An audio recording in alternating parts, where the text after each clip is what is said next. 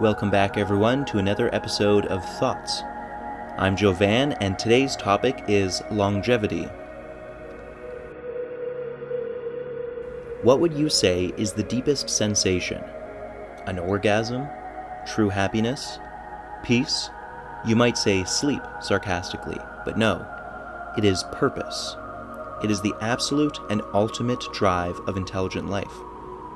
It is what lies behind our every action and reaction. Every want, every need is predicated by our life purpose. It is found by those who suffer from depression also suffer a real physical deficiency because of it.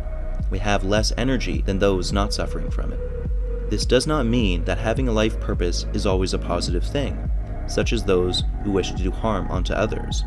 But overall, having a life purpose, even if that means making enough money to hang out with friends on the weekend, is leagues above having no such long-term desires at all. When it comes to living the best and longest life one can, having a point to it kind of counts. Meanings change in time though, like wanting nothing more than to dispute the status quo to becoming a working member of society. We all do what we must to survive. It lands on the first and foremost category, to be sure. As our lives develop, we will encounter changes. A person at 30 may realize McDonald's isn't going down the same it did when they were 20. If we wish to be in this life for the long haul, we have to change with life. Anarchists, starving artists, daredevils, and those with mental health problems usually bend the knee to safety the longer they play the game. A man who bumps coke on the weekends and sleeps with a different person every 3 days will soon find complications with their health. Life isn't without a little risk-taking, but to play the lottery every day will leave you eventually broke. It is in all of our odds to play it safe for the most part. The best advice is always, and will always be, moderation.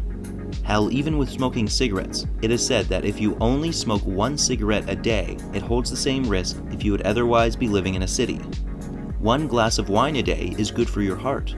1 bump of coke a day I would highly advise against, same with meth or heroin, but you get my point.